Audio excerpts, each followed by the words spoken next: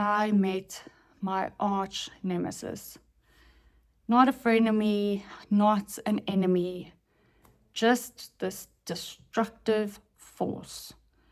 And it was my ego. I met my ego for the first time. I'm going to cover ego in a few sections because, look, there's a lot to say. Massive shout out to Ryan Holiday for writing a book called Ego is the Enemy. This guy has achieved ridiculous success from a young age. He was a prodigy. And please Google him, look up. There's audiobooks about Ego is the Enemy. Highly, highly, highly recommend that you have a look at the book, and maybe there are some insights in there. Today, I'm covering one specific area, the student part of his book. I'm going to be talking about each section individually, just to break it down, on how I understood it and the moments I realized, girl, your ego is way too big because you are stubborn and you think you can do it all by yourself. And that is why you get the overwhelming stress and you get down on yourself so badly if you fail, and you're afraid to show that failure was part of your existence as a human. Because we fail. Before I go into the deepness of the whole ego, today I'm going to talk about a story quite light, and it's thought provoking to think about your ego as a separate entity, when in fact, I think our whole lives we are building up an ego and a presence and the idea of how we see ourselves and how we see others, and just why some people are great. Some people with egos, and we all have someone that we think about. And in this case, I'm going to use myself because at certain points in my life, I would say late 20s, early 30s, I went through a phase where I felt like the Incredible Hulk. I had so much confidence in myself, where in fact it wasn't confidence. It was actually just me inflating an ego because I had a small increments of success. With that came many issues after the fact, because the smallest thing that went wrong, I would take that upon myself, and there would be such a massive negative impact from it. I had to meet the ego to understand, is this ego or confidence? What is the story in my head I'm telling myself about my own capabilities? So let's cover the student aspect. And there's a beautiful story behind it. And I'm going to cover the story and just some of the lessons I learned and what I could take from it to make my mind understand ego. The story is about a guy named Kirk. Very great artist. He was a phenomenal guitar player, and he just got such a big break. And he joined this up-and-coming band. He really thought he made it. Most people would, once you've achieved success and you've joined a great band with a certain reputation, and at least they've already built up a following, you would think like, I'm great. Although he could play, he could keep a great rhythm, he joined this band, he wasn't happy with all of the things he couldn't do in playing a guitar. You would think someone that joins a band definitely has mad skills, which he had. He was good enough for them to pick him to join the band. So Kirk said no. He found something lacking in his own skills, and he decided, look, I need a coach. Kirk realized he's missing some fundamentals, and he chose this guy called Joe. Very unlikely coach, very different genre of music. It was just a weird match overall.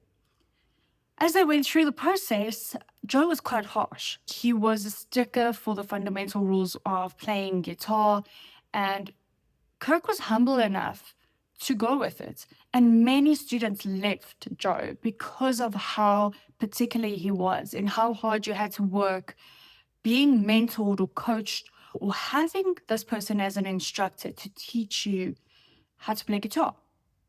But Kirk did. And Joe saw this, and he was strict. He was very strict. And he made sure Over the next 2 years, that Kirk pushed the envelope every time he had to be there. He had to do the work that was expected. There was homework, there was a certain amount of hours that you need to practice, that you need to be there and show certain skills. He was also a critic. And Kirk decided to take the critique and understand that it was actually something that helped him grow. So it was constructive feedback, even though it was harsh. He was humble enough to say, okay, like Joe knows more about this than I do. And to me, he is the ultimate figure from who I want to learn this critical skill. It was just daily working towards a goal. And he wanted to master the craft. He and Joe would exchange many interactions over the next 2 years. Kirk had a point where he accepted Joe was the master at the craft. He put his ego aside and he looked at this person and said, like, this guy's the master. I am not a master, even though in everybody else's mind, he's already achieved success. Let's fast forward the story to the good part. Kirk Hammett took this band, you might have heard about them, they're called Metallica. And from an underground metal point of view, where they were mostly known, he took them to an international stage into mainstream media. After he spent 2 years learning the ins and outs, the critical things that come with playing guitar. This was a thriving global genre now, and his mad skills as a guitarist was well renowned.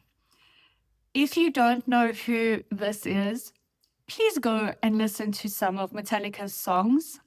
To me, one of the best heavy metal rock combination in the mainstream. I actually find them amazing. Also, I'm into that kind of music. Some people are not. But if you listen to this guy playing guitar, it is amazing. The teacher was Joe Satriani. In his own, equally great. He went on to achieve massive success. Whether they knew it or not, some of the teachings Kurt could hand over to Joe, and Joe would hand over skills. Each in their own genre, doing what they loved, they both became better. Comes down to the principle of Kirk wanted to be not just good, not great, but a master at the craft, without needing his ego to constantly tell him, I am the best guitarist. I am in this band called Metallica. But he wanted to learn from Joe. And he's a renowned guitarist. This blew my mind. His ego could have been huge. And realistically, if I think about myself and I had to achieve that, I would think, look, I am great. I am so great. This band chose me and I've now made it. But on a different scale. Kirk staying a student and Joe learning from him make both of them great. And they learn things from each other after spending numerous hours together. It made me think about the tables you choose to sit at. My career has always been in a corporate environment, working for big corporate companies, and that's how I saw my pattern of success growing. And as time comes, as success comes, you learn that you are good at certain things. Then your ego arrives, and that's where I talk about my arch nemesis. She came in and she made me believe I can do the impossible, because I had one project that turned out to be phenomenal and made a massive difference to the business. And I thought I made it. I absolutely made it. Then my nemesis stepped in. She made me think, girl, you made it. You created this thing. And then I realized it wasn't just me. I had so many different people involved in that project, and they brought each in their own right the superpower, this skill that they've developed to make this project successful. With ADHD, I obviously went into hyper-focus about this. I was completely obsessed with the project.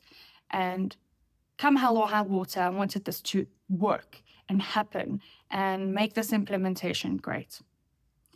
There's two sides to this. The intent was really doing something significant to change an organization, save them money, increase proficiency. There are many things that represented to me in my corporate career. What the inverse of that was, is I started to believe I am more superior because I was able to deliver this.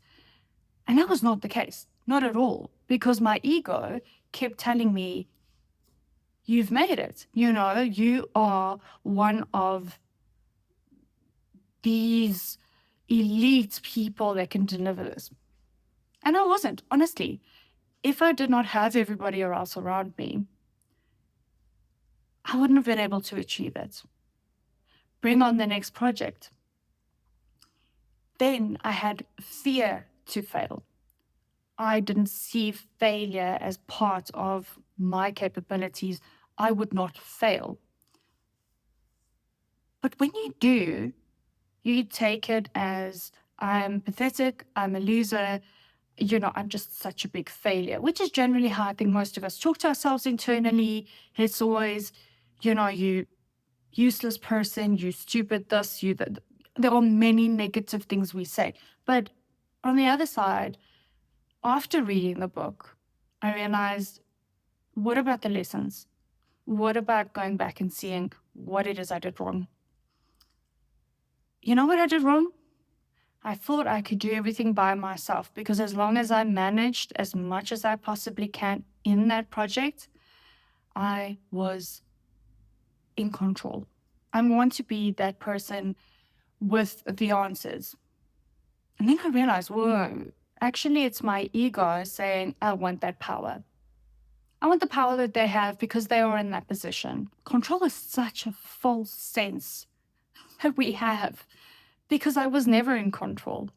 I couldn't do it all.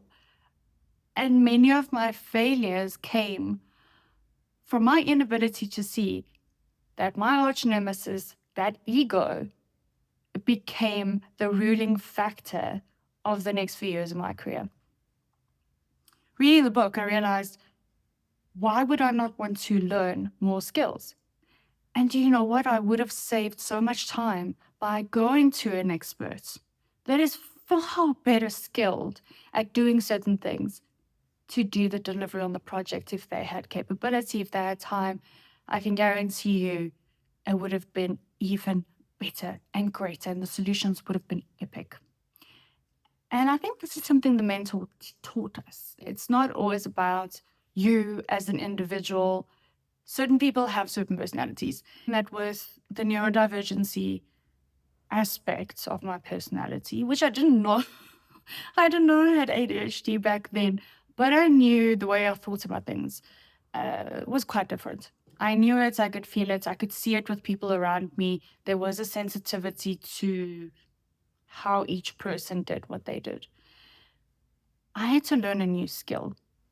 And sitting at a table, for instance, talking about a topic I had no knowledge of or I didn't understand, and hearing experts, and I say experts in quotes because I think every person had one aspect that they brought to the overall topic that fascinated me.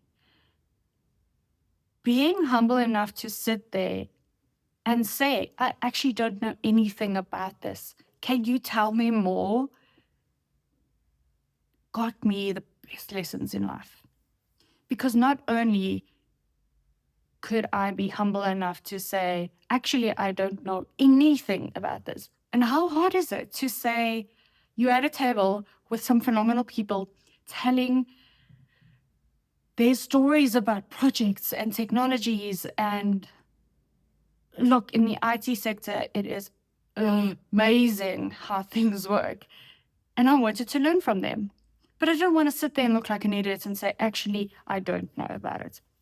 I had to do the basics. And you know what? Sometimes you end up sounding like a complete asshat because you don't know what you're talking about. It was a life lesson I appreciate to this day, because I could start a conversation and telling them I am novice to a topic.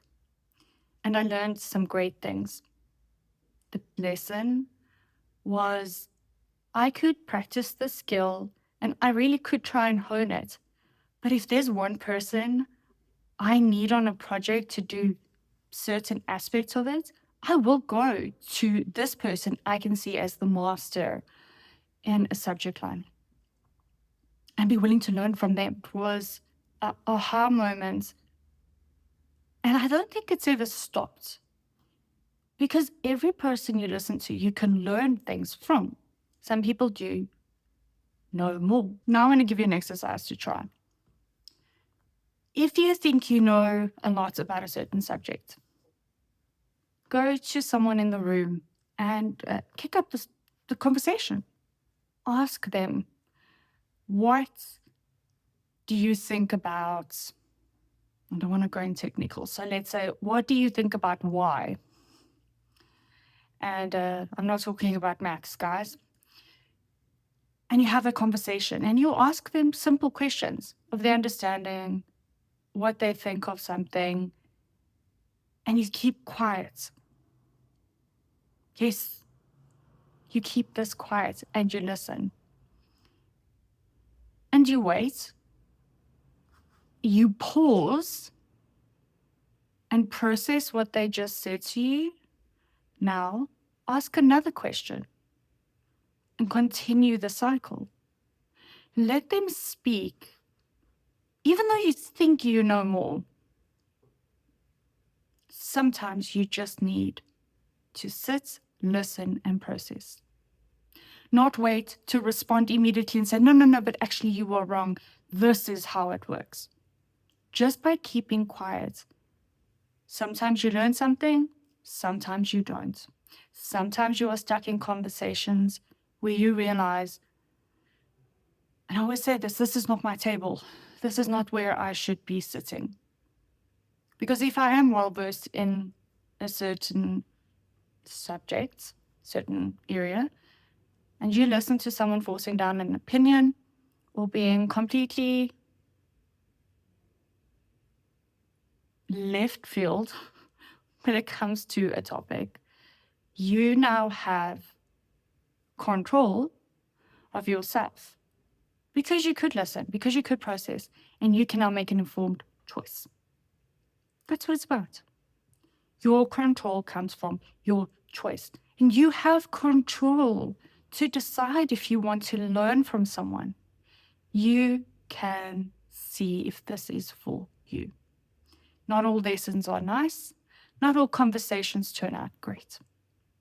But if you are willing to become a student in a conversation and look at where it goes, it could change some fundamental things. Now in that conversation, as you pause and process, think about how you will carry over the message in a respectful manner, even though it's an opposing opinion. Breathe and think about it. State your objection or your view and keep quiet. That's it. Just and listen again. Listen and then listen some more. And instead of trying to fill that brief second that they take a breath to continue and say your thing, keep quiet and sit back and stay silent. Silence can be so awkward, and very often it needs to be filled.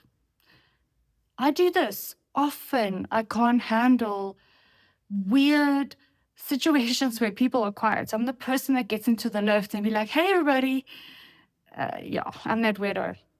But sometimes people just don't want to talk to other people in a lift. It's awkward. Small space. Quite a few of us. You know, maybe someone had garlic last night. It's just weird. I don't like the silence. And lesson number 1, become a student of listening first and try and understand when you can learn something. And while you're in conversations where you can analyze a person because you're taking time to listen instead of trying to interject your opinions, you can see patterns arising. There might be many things that are said that you know for a fact because this is something that you understand are incorrect. You can now reserve your judgment. You don't have to insult the person or say something that degrades them to make yourself look better. You can ask them questions such as, have you ever thought about this approach? Or have you read this line of script? Or do you know on this AI tool, there could be a different solution that might help you do this quicker? You can propose things. But telling someone, no, you're doing this wrong, I do it this way, that's your ego speaking. That is your ego. And ego comes down to proving a point that you are better. You know what you actually want, even if you are the master at your craft. If Joe and Cook taught us anything, it's that in their own right, they were great. But together, they were unparalleled, even as they ventured out each into their own direction. Spark the conversations that will get you to think creatively. And invest in the right places. Invest your time. Take control of where you spend your energy, because that is in your control. Is you choose which conversations you are part of and where you take your energy. Arguing is, we'll do it, right? I am the first person that is up for a good argument. After learning the skill, taking time and actually listening to someone, that's scary because very often you hear the first few words and you always have your comeback after the first few words of what you now want to say. You're not practicing listening, you are being tactical and not in a good way. You are being argumentative and sometimes you can be wrong. And very often, because you are not listening to the sentence, you get to conversations such as, but you're not listening to me. Yeah, but you're not listening to me. You know that you said that. No, I didn't say that. Yes, you said that, but you said this. Okay, pointless. Pointless, completely pointless. You're running around in circles and everybody has an opinion. And all of a sudden now you start fighting about last week and last year, or you just leave the conversation because it's never going to go anywhere unless you become a student of listening. It was a great place to start. There are many things we can learn in life, especially with someone in my mind space that struggle with impulse control and just wanting to get certain conversations over or just zoning out, practicing listening, because listening is a skill. It's a phenomenal place to start. And once you are humble enough to know that ego is really the worst thing you can have, because when your ego is there, it will tell you you have already arrived. And sometimes you need to learn and continue to learn. Some of the greatest people I look up to, books I read, coaches that inspire me, podcasts that I listen to when it comes to intellectual things as well as emotional things.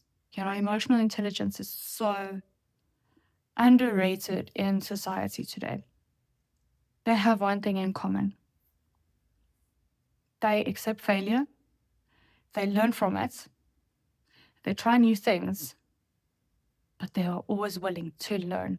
If there is something, they will try and pick it up. If they are in a conversation that is pointless, they will not waste the energy. And maintaining that healthy, open-minded, learning student mentality, man, it brings you to phenomenal places. I still struggle with my ego often. it's always there, and you kind of have an inner arguments and fights about certain opinions. There are certain fundamental things as a person.